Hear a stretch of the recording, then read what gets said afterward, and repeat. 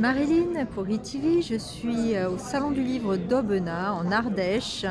Je vais interviewer Pierre Clément qui est conseiller municipal délégué à la culture de Villeneuve-de-Berg.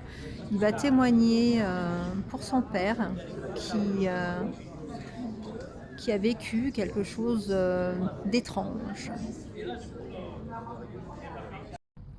Alors bonjour Pierre, pouvez-vous nous raconter ce qui s'est passé pour votre père?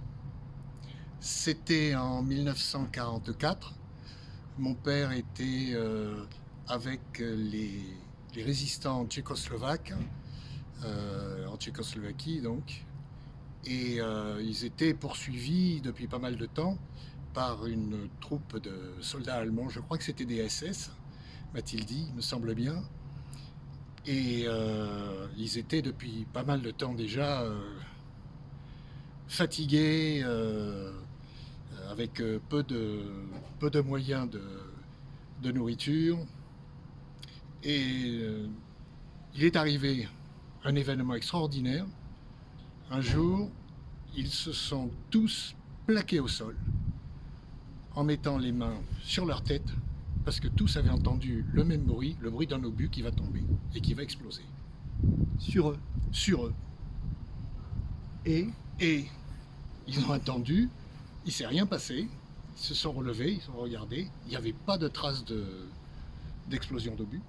d'accord. Et tous avaient entendu au même moment la même chose. Un sifflement d'une bombe qui tombait. Exactement, exactement. Et donc il n'y avait rien. Non, il n'y avait rien du tout. Et comment votre père interprétait la chose? De deux façons. La première, m'a-t-il dit, parce que certainement il y en avait un peut-être qui devait être plus fort psychiquement que les autres et qui avait cette angoisse-là et qui l'a communiqué aux autres. C'est possible. D'accord. Et la deuxième raison, qui est aussi qui est dépendante aussi de la première, c'est qu'ils étaient fatigués, ils mangeaient peu, ils marchaient pour sauver leur peau, et je crois qu'ils étaient aussi physiquement en état de moindre résistance, et peut-être aussi psychiquement. Donc dans ce cas-là, ça aurait été un phénomène d'hallucination auditive collective. Oui, auditive collective, oui, ça c'est sûr. Il n'y avait rien, ils n'ont rien vu, aucune trace d'obus.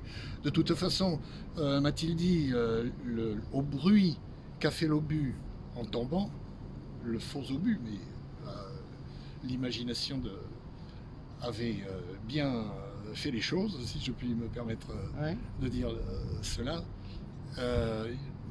Il n'en aurait pas échappé. D'accord, ils seraient tous morts. Ils seraient tous morts. Ils étaient combien? À peu près 25 à 30 à peu près, Ah ouais, c'était un groupe. un grand groupe. Hein. Oui, oui, Un oui. grand groupe. Alors votre papa était né quand, décédé quand? Mon père est né en 1922 Oui. et il est mort en 2007. D'accord. Et vous-même, donc vous êtes délégué à la culture, conseiller municipal de Villeneuve-de-Berg. C'est ça. Et oui. vous êtes né en quelle année? En 1947. D'accord. Donc, et tout jeune, votre papa avait raconté cette histoire Oui, plusieurs oui. fois peut-être? À plusieurs reprises. À D'accord. plusieurs reprises parce qu'elle lui a toujours semblé inexplicable. Et il l'a raconté. Autant il racontait peu la guerre, voire pas du tout même.